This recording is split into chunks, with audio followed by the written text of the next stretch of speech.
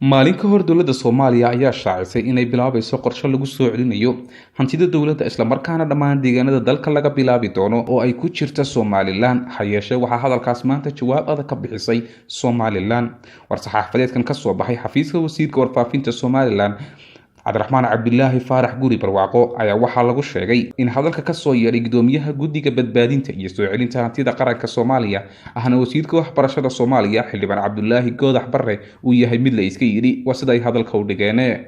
sidoo kale war-saxaafadeedkan ayaa waxaa lagu sheegay in dowladda Soomaaliya ay ku doonayso qorshaha ku saabsan soo celinta hantida maguurtada ah mid ay isaga yareynayso culayska siyaasadda ee kaga imanaya siyaasiyiinta iyo bulshada Soomaaliyeed.